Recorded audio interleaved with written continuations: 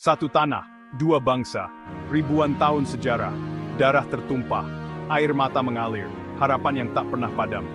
Apa yang membuat Palestina dan Israel terus berperang selama lebih dari seabad? Inilah kisah tentang perjuangan, pengorbanan, dan mimpi akan kedamaian yang selalu terasa begitu dekat, namun tetap tak tergapai. Apakah perdamaian itu benar adanya, atau hanya angan-angan semata? Mari kita bahas sejarah peperangan yang tak pernah berakhir ini. Konflik Palestina-Israel memiliki akar sejarah yang panjang dan kompleks. Dimulai pada awal abad ke-20, ketika gerakan Zionisme mulai mendorong pembentukan negara Yahudi di wilayah Palestina, yang saat itu berada di bawah kekuasaan Kekaisaran Ottoman. Orang-orang Yahudi Zionis ingin kembali ke tanah air mereka di masa lampau, yang juga merupakan rumah bagi banyak penduduk Arab. Setelah Perang Dunia Pertama dan runtuhnya Kekaisaran Ottoman, imigrasi Yahudi meningkat yang menyebabkan ketegangan. Inggris, yang menguasai wilayah tersebut, kesulitan menyeimbangkan klaim yang saling bersaing ini. Peristiwa Holocaust semakin memperkuat keinginan untuk mendirikan negara Yahudi, sementara orang-orang Arab merasa terpinggirkan.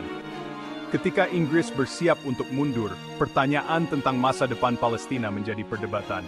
Perserikatan bangsa-bangsa turun tangan, tetapi upaya mereka hanyalah awal dari babak yang panjang dan menyakitkan.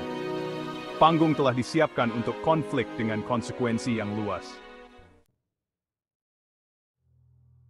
Pada tahun 1947, Perserikatan Bangsa-Bangsa, atau yang dikenal dengan PBB, mengusulkan rencana pembagian untuk membagi Palestina menjadi dua negara. Para pemimpin Yahudi menerimanya, tetapi para pemimpin Arab menolak rencana tersebut.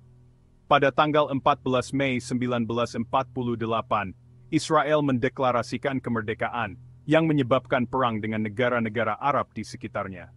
Perang Arab-Israel 1948 menghasilkan kemenangan telak bagi Israel dan krisis pengungsi Palestina. Ratusan ribu orang Palestina melarikan diri atau diusir, sebuah peristiwa yang dikenal sebagai Nakba. Konflik tersebut meninggalkan luka yang mendalam, yang membentuk hubungan Israel-Palestina bersiteru dalam beberapa generasi.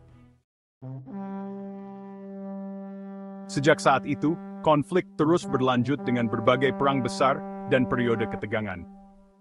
Perang Six Day pada tahun 1967, Israel dan negara-negara tetangganya yang Arab terlibat dalam Perang 6 Hari, yang menghasilkan kemenangan telak bagi Israel. Israel menguasai tepi barat, jalur Gaza, Sinai, dan dataran tinggi Golan.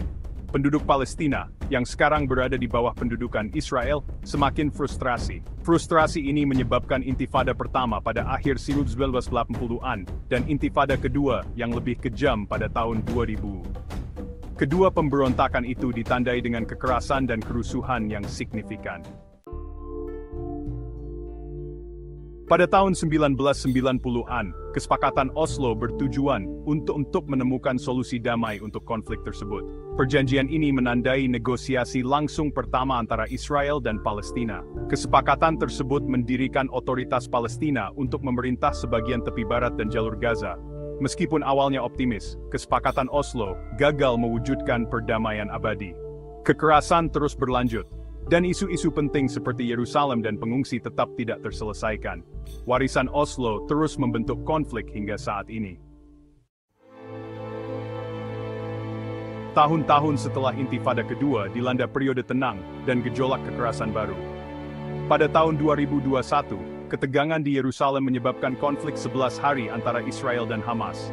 Roket menargetkan kota-kota Israel, sementara serangan udara Israel menghantam Gaza, yang mengakibatkan ratusan korban jiwa. Kekerasan tersebut menyoroti kerapuhan situasi dan isu-isu yang belum terselesaikan.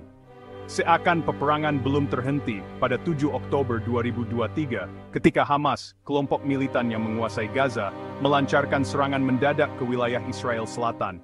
Serangan ini mengakibatkan sekitar 1.200 warga Israel tewas dan ratusan disandera.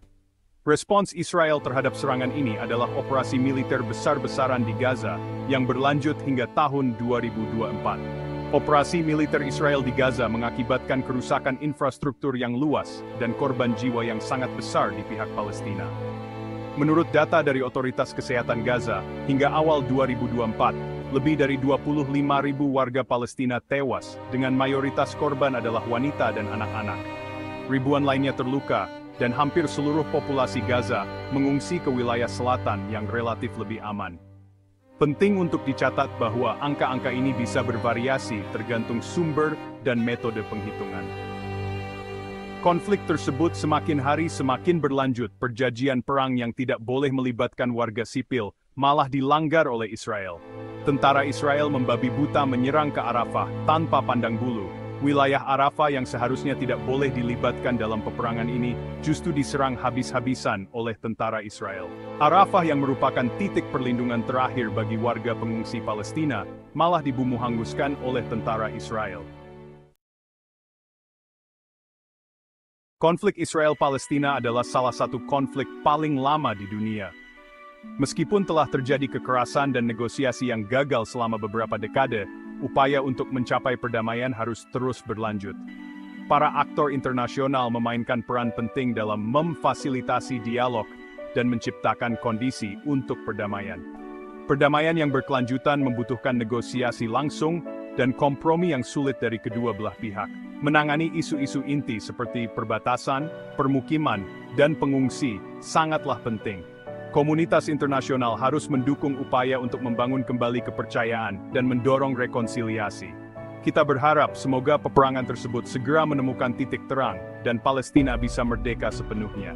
Kita semua memiliki peran penting dalam mendukung terciptanya perdamaian dalam kedua belah pihak. Mari kita doakan sahabat-sahabat kita yang ada di Palestina yang sedang berjuang selalu diberkati oleh Allah Subhanahu wa Ta'ala. Amin ya Rabbal Alamin. Terima kasih telah menyaksikan video ini. Jangan lupa untuk like, share, dan subscribe sebagai bentuk dukungan kita kepada Palestina. Dan jika Anda memiliki pandangan atau pertanyaan, jangan ragu untuk meninggalkannya di kolom komentar.